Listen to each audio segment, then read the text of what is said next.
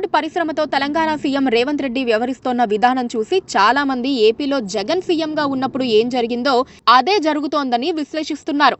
టాలీవుడ్ ను ఓ పని పట్టాలనుకున్న జగన్ అప్పట్లో టికెట్ రేట్లను 10 రూపాయలుగా ఖరారు చేశారు. దాంతో టాలీవుడ్ హీరోలంతా ఆయన వద్దకు వెళ్లారు. మీరు తెర హీరోలే, నేను అసలైన హీరోను అని జగన్ వారి ముందు బిల్డప్ ఇచ్చారని ఆ తర్వాత బయటకు వచ్చిన వీడియోలు వెల్లడించాయి. ఈ అంశంపై అప్పట్లో జగన్ పై వచ్చిన విమర్శలు అన్నీ ఇన్ని కావు. ఇప్పుడు రేవంత్ రెడ్డి కూడా జగన్ ఫార్ములానే ఫాలో అవుతున్నారని ఇటీవలే జరిగిన పరిణామాల్ని బట్టి అందరూ ఓ అభిప్రాయానికి వచ్చారు. ఇంకా చెప్పాలంటే ఓ హీరోను అరెస్ట్ చేయించడం ద్వారా జగనే బెటర్ అని అనిపిస్తున్నారని అంటున్నారు. ఈ ఒక్క విషయంలోనే కాదు, జగన్మోహన్ రెడ్డి ఏపీలో ఏ విధంగా పాలన చేశారో రేవంత్ పాలనలోనూ అవే పోలికలు కనిపిస్తున్నాయని చెబుతున్నారు.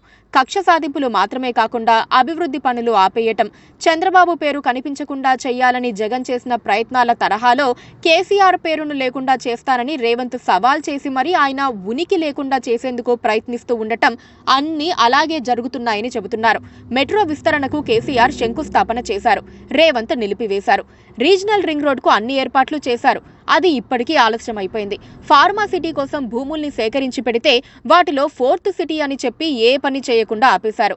ఇలా చెప్పుకుంటూ పోతే తెలంగాణ భవిష్యత్తుకు అవసరమైన ఎన్నో ప్రాజెక్టులు నిలిచిపోయాయని లెక్కలు బయటకొస్తున్నాయి. ఇక అవసరం లేని పేర్లు, చిహ్నాల మార్పిడి జోరుగా సాగుతోంది.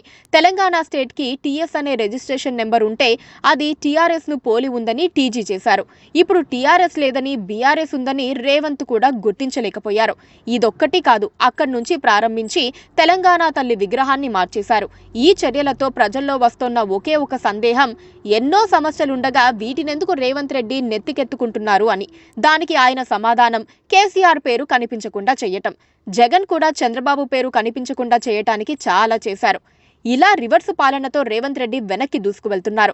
అధికారంలోకి వచ్చిన అందరూ తమకు అధికారం శాశ్వతమని అనుకుంటూ ఉంటారు. రేవంత్ కూడా దానికి అతీతం కాదు. అందుకే తనకు ఎదురు లేదని ఇష్టం వచ్చినట్లుగా వ్యవహరిస్తున్నారు. జగన్ 30 ఏళ్ల పాటు అధికారంలో ఉంటానని అనుకున్నారు. చివరికి ప్రతిపక్ష నేత హోదా లేకుండా మిగిలారు. రేవంత్ రెడ్డి ఇప్పటికైనా జగన్మోహన్ రెడ్డి స్టైల్ పాలన మానేసి ఈగోల్ని వదిలేసి ప్రజల కోణంలో పరిపాలించాలన్న సూచనలు ఎక్కువగా వస్తున్నాయి. కానీ దీనికి ఆయన రెడీగా ఉన్నారా అన్నదే ఎవ్వరికీ అర్థం కాని విషయం. Please subscribe to